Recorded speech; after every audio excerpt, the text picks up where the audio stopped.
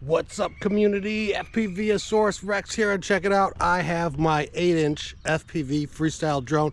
The point of this drone is to fly it like a 5-inch. I mean, do Maiden flips, power loops, whatever, gaps, and kind of fly it like a 5-inch and not really like a cinematic drone. But I'm sure it has cinematic applications anyway. And one reason I'm doing that is because it has the Avatar video system. So it's just the range isn't there and the quality isn't there for, a really nice, high quality cinematic flight. But I can mount GoPros on top and I can make it a cinematic drone that way. So the only design flaw is this antenna is just zip tied to the bottom here. I don't know how that is going to interfere with anything, but we're going to check it out. And one problem with that design is the landings. I don't want to keep slamming down on that antenna. So I'm kind of made a bouncy landing pad here where it's not going to slam right into that antenna. So we're going to give it a shot. Let's go. Well, it's up. And this is a big, heavy drone. Wow, I am already out of video. Well, the video antennas are connected just on the bottom of the drone, which is probably not very good. So let's see what kind of video range we get. So look at this. So I'm facing the drone toward myself and I'm getting 0 bars out there. So I think my video might be very, very limited with this design. Or my video range. So I'm gonna have to think of something else to do because look, right here, that is 0 video bars right there.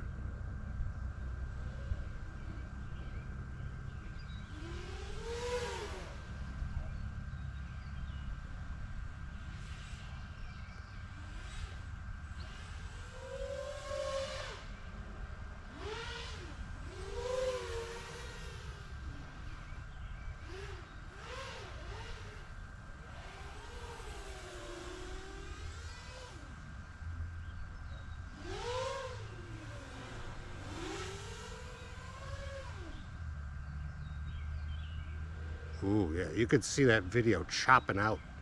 See, there's me. So I gotta find a different way to mount these video antennas. Because, that's just not gonna work.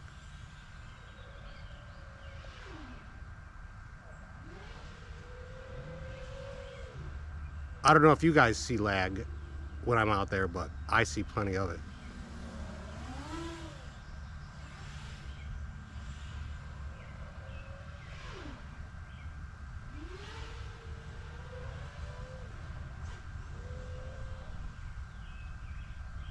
Man, this thing has hang time.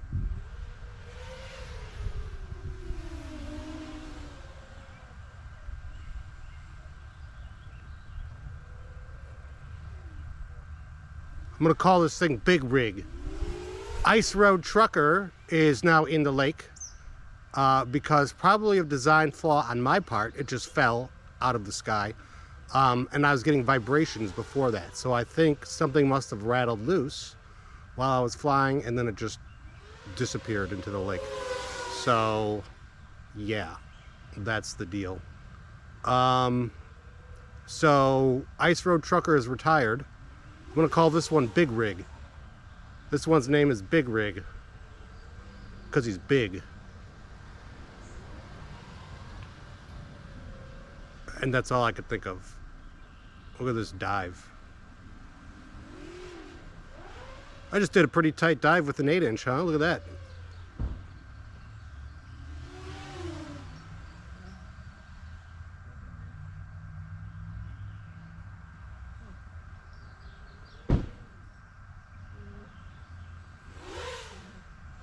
Ooh, look at that, huh?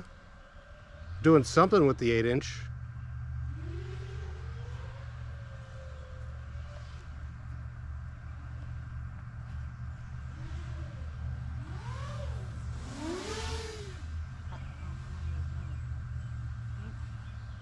Alright, looks like I got company.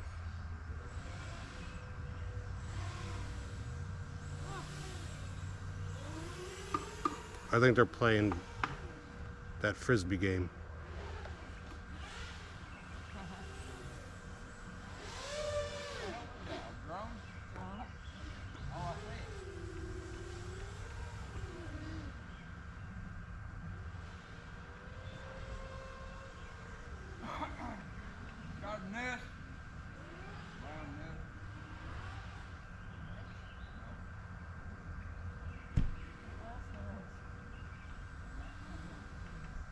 All right, well, that's out of batteries.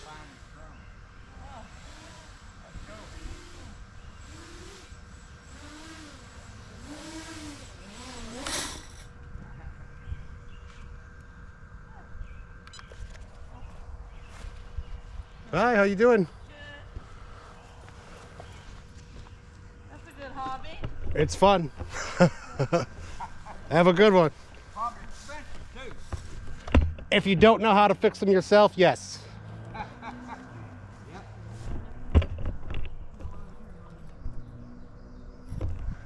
All right, so that looked like a pretty good flight. This is now soaking wet because the grass is soaking wet. I did get a little bit of a weird tumble when I was doing rolls and flips, and I don't know if it's just the flight characteristics of this setup.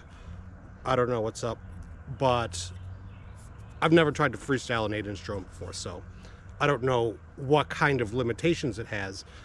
As far as, you know, some drones, they don't perform well with tricks. Like I know I had an Avata 2, and there was just something about doing split S turns that it would flip out, and it would be difficult to control, so you have to learn to work around that.